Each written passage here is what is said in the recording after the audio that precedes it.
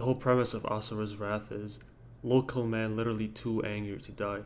It's in the title. Asura's Wrath is a game that gives and keeps on giving. The game never slows down, absolutely no filler to be seen anywhere. And the game starts off over the top saying how you're already fighting demons in space and the Earthocene, and continues to elevate that shit higher and higher. The game follows an episodic format. There are a total of 18 and a half episodes total. Each episode is more ridiculous and over the top than the last. Music, art style, setting, scale, anger.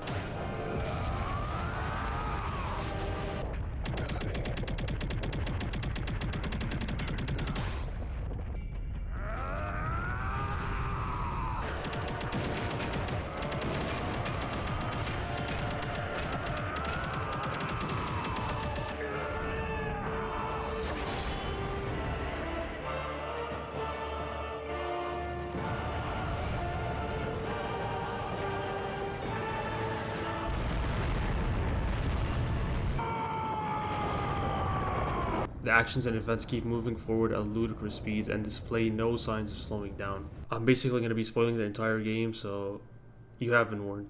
You are fighting demons in space, or Goma as they're called. You come back to find your emperor has been murdered, and of course, just like how your dad walks in on you at the wrong time, the guards do the same, and now they think it's you. They murder your wife in cold blood, practically enslave your daughter, and force her to commit heinous acts against her will. All of this was orchestrated by Deus. He pummels Asura's ass and then he dies. This is where the wrath from Asura's Wrath is introduced. He wakes up 12,000 years later fucking pissed, downright angry. He climbs out of hell absolutely furious, ready to eat some ass.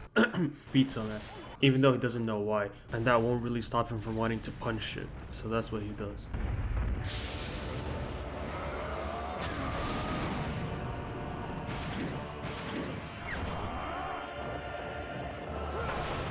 I'm gonna go ahead and express the faults I find with the game, just to get them out of the way so I can proceed to send this game's dick to the void that is the back of my throat. The combat is horrendous. It is actually some of the worst beat 'em up mechanics I've ever seen. All the combat sequences in the game are just grunting.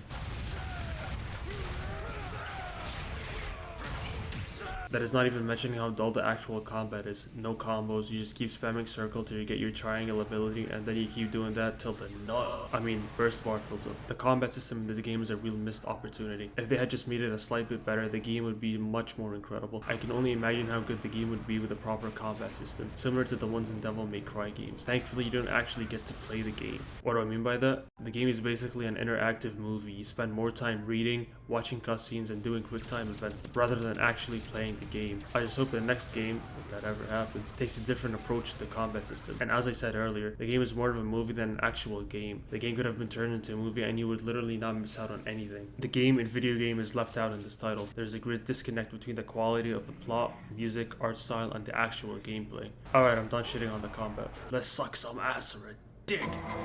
After Asura escapes from hell, he is greeted by fat ass. Brother, we can't show that on YouTube. Put them dogs away. This is the first boss you take down during the game, and this boss fight does wonders in terms of setting the tone, or the bar I should say, for how ridiculous and over the top some of these scenes are allowed to get.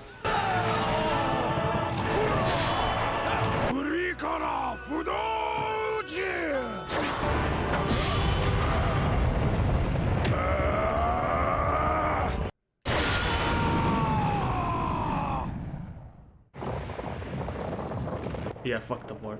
A very welcome addition to this game is the visual novel type storytelling at the end of each episode. The art in these segments is stunning. This is where the game would tell some of the more important story elements that would otherwise seem bland or boring if they were to be included in a regular cutscene. Dialogues between villains, internal monologues within Asura, world building. This approach to storytelling keeps things fresh, and they are not lengthy, which is very healthy for my smooth brain. Asura's brother-in-law, Yasha, shows up to finish the deed and the game ends. No, I'm just playing, although I did actually think the game had ended when the credits rolled. Yasha sends Asura back to hell for the second time, and you guessed it, motherfucker sprints his way out of hell in order to fist his ex-co-workers, and is reborn in some village where he meets his daughter's lookalike. August, Asura's ex-mentor, wants a piece of the cake and challenges Asura to a fight to the death on the moon. I don't see why not. This is a good time for me to talk about quick time events. They are prevalent all throughout the game and make up a good chunk of the action sequences. Personally, I hate these little shits, but in Asura's Wrath,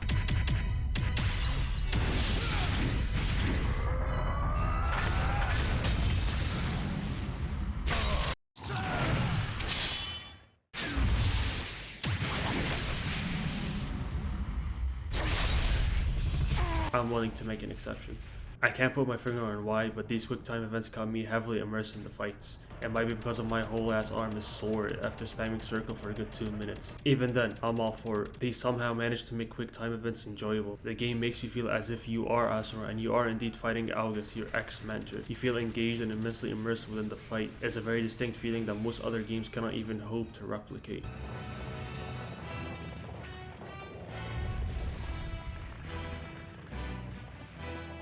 Several ass pulls from the deepest depths of Asura's asshole later, and you are now playing as Yasha. For my own sake, I'm gonna go ahead and pretend this segment does not exist. We cool with that? Alright. Asura and Yasha team up to fuck up Dios and fist their thussy fetus. Then the spider looking motherfucker comes along and tells you that everything that happened to Asura was his doing. You get to beat his ass in the DLC. I don't have it. I emulated the game. On PC.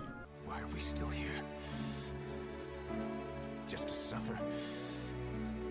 Every night. For my sake, the DLC never happened. Liam O'Brien, Asura's voice actor, went above and beyond with his delivery.